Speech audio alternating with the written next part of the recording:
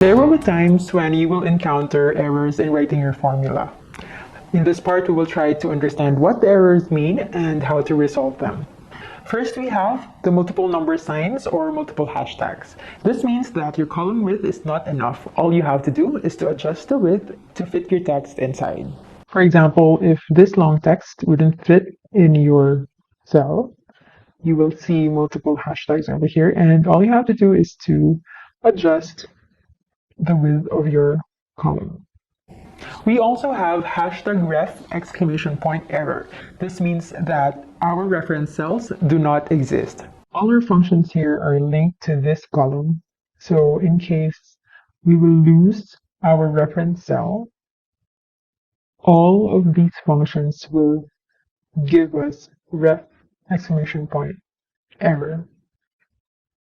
For example, this is deleted, then this will happen. The way to resolve this is to either bring back the reference column or link this to a new column or new cell so that the function will still work. Next, we have hashtag name question mark. Excel is unable to recognize your function. Most probably, there is a spelling error in your function. Let's say this would have a different spelling, then it will give you the name error. Next, we have hashtag NA. This means that Excel can't perform the formula or can't find what it has been asked to look for. This usually happens with lookup functions. For example, when the lookup value does not exist in the source data. In this example, let us inspect the call ID first. So our call ID would start at 0001 and it's in orderly manner. So let's say we will have, let's hide this first. Let's say I want to search for ID 1, which we know that is not on the list, and search here. Excel will give me an NA error because what we are looking for, which is the ID 1, is not in our list. Hashtag num exclamation point error means that there is a problem with a number used in the formula. So let's say you will remove all this because these are numbers. What will happen is all your functions that are dependent to your numbers would give us a num error. Hashtag div0 error means that we are dividing something by 0. Mathematically, we can't perform this calculation. Two things we can do here. Either we can update the cell with 0 value, or if the cell is blank or it has no data, you can add value as necessary. In this example, we will bring back our other fields.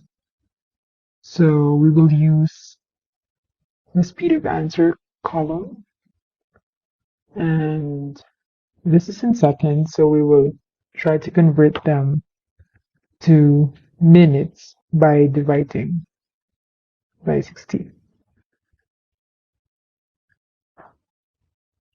We will just hide this first. Alright, so we will try to divide this by 16 so that we will get the minutes conversion. Now, if this is blank, we will get a div0. Or if this is 0, we will get a div0 error. So the way to resolve this is either you update this, you add data here, or you update this cell. Hashtag value means that this is a general error. This can mean that there's something wrong in the values you are using or in the formulas that you have written. It can also be a combination of all other errors. We also have some additional functions for fixing our errors. We have is error and if error. Let's try this using the previous functions that we have done. So let's focus on the date. Let's say we don't have this. So now we have num errors here. This error is like asking Excel if this is erroneous or not. So the value would be true or false. Okay?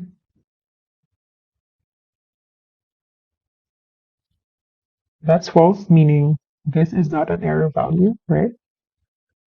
While this is true because this are erroneous values. Okay?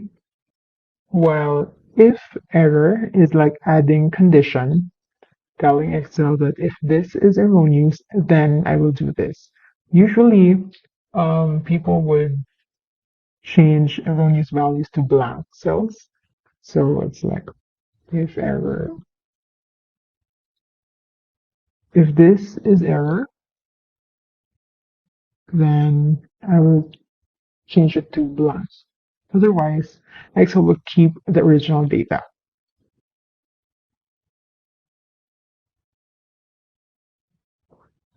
As you can see here, this has turned blank because these are erroneous value and this condition holds true. You can also add if error in your original formula so that you don't have to create another column for that. You can actually include the if error function inside the original formula so that you don't have to create a new column for that. Let's say we will put it here in our original date function. So it's like saying if this is an error value, then we'll put blank instead. So now this has turned to blank and our is error function here has become false because this is not erroneous anymore. It's blank now because of the if error function that we have placed in the beginning. For auditing our formula, we will utilize our formulas tab here and the set of buttons over here. So first we have trace precedence and trace dependence. Let's say we are here in our cell M2. Now, if we click trace precedence, it would show arrows from K2 to N2, L2 to N2, and M2 to N2.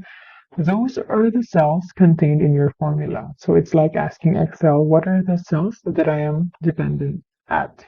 While on the other hand, if we click trace dependence, it will show arrow from N2 going to the cells that this is contained in. So it's like asking Excel, where am I needed to? If we click remove arrows, every arrow that you have just shown will be removed. Okay, so it's an easy tracing of the cells contained in your formula and where your cells are needed at.